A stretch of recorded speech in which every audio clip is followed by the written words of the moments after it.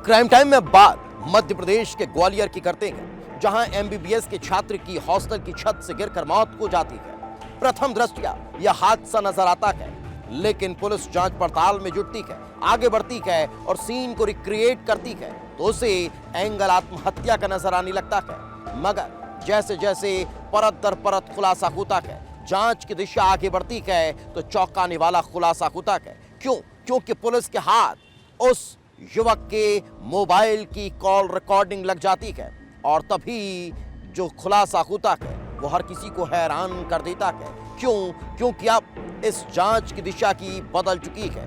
इस मौत के कारण में ही अब नया खुलासा होता हुआ नजर आ रहा है। आखिर ऐसा क्या हुआ, इस रिपोर्ट पे देख लीजिए। एमबीबीएस छात्र की संदिग्ध मौत का राज। सीडीआर में छिपा है मौत का पूरा सच। हादसा, हत्या या आत्महत्या?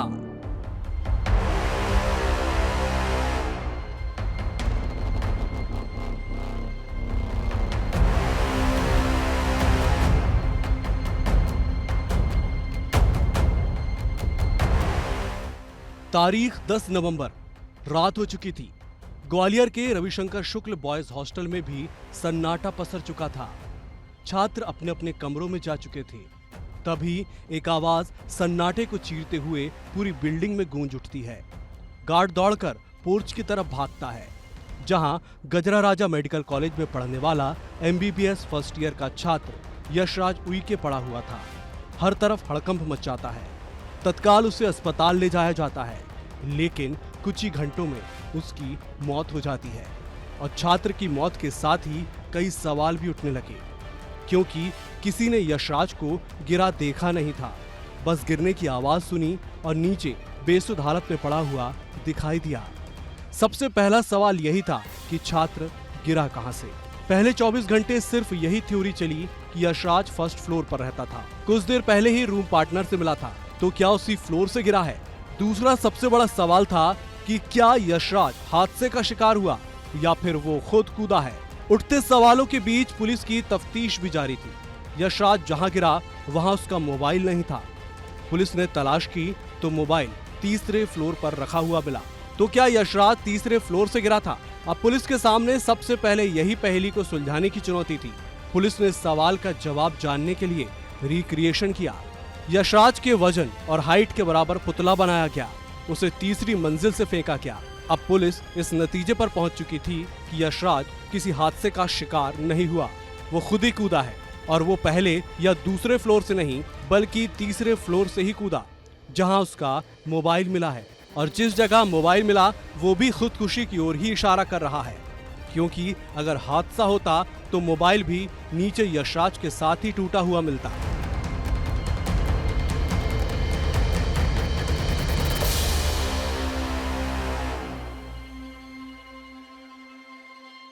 अब सवाल यही था कि आखिर यशराज ने खुदकुशी क्यों की?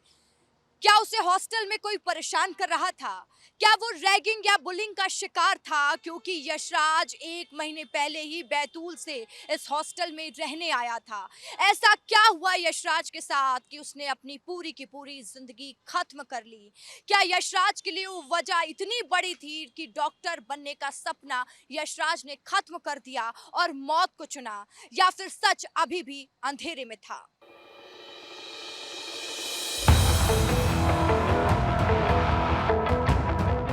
पुलिस को अब एक दिशा मिल चुकी थी। जांच खुदकुशी के एंगल से होने लगी, पूछताछ की जा रही थी। इधर यशराज के कॉल डिटेल्स खंगाले गए और फिर कुछ ऐसा सामने आया जिसने पुलिस को बड़ा क्लू दे दिया। जांच में पता चला कि खुदकुशी करने से ठीक 2 मिनट पहले यशराज ने एक नंबर पर बात की थी। बात करने के ठीक 2 मिनट बाद यशराज नीचे पड़ा हुआ मिला। आखिर वो आखिरी कॉल किसका था? क्या यशराज की मौत और उस कॉल का कोई कनेक्शन है? पुलिस के मन में भी यही सवाल था। तत्काल उस नंबर को सर्च किया गया और पता चला कि ये नंबर यशराज के बेहद करीबी का है। ये नंबर उसका है जिससे वो अपने परिवार के बाद सबसे ज्यादा बात करता है। ये नंबर था यशराज की गर्लफ्रेंड का। वो गर्लफ्रेंड जो यशराज के ही गांव की रहने वाली है और जिससे यशराज घंटों बात किया करता था। आखिर उस रात यशराज और उस लड़की के बीच क्या बात हुई? क्या कुछ ऐसा हुआ कि यशराज ने खुदकुशी का फैसला कर लिया? पुलिस अब बारीकी से जांच में जुट गई है, क्योंकि पुलिस को अंदेशा है कि इस आखिरी कॉल में ही उसकी खुदकुशी का राज छिपा है।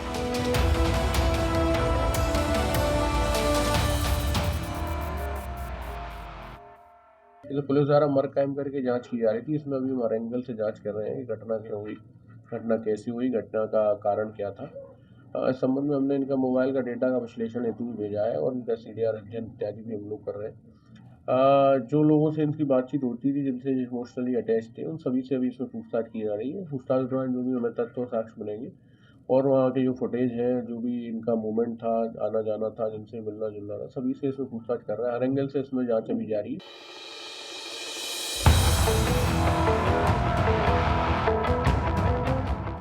पुलिस ने मोबाइल को फॉरेंसिक जांच के लिए भेज दिया है। पुलिस का मानना है कि मोबाइल के खुलते ही उसमें कई और राज बाहर आ सकते हैं। व्हाट्सएप चैट से कई अहम सुराग मिल सकते हैं। लेकिन बड़ा सवाल यही है कि आखिर उस आखिरी कॉल में यशराज और गर्लफ्रेंड के बीच क्या बात हुई? क्या है उस आखिरी कॉल का राज? क्या ये प्यार में मिला वो दर्द है जिसके आगे यशराज को मौत भी आसान लगने लगी थी, या फिर वो किसी साजिश का शिकार हो गया था जिसे बताने के लिए उसने अपनी गर्लफ्रेंड को फोन किया और फिर खुद को मौत के हवाले कर दिया?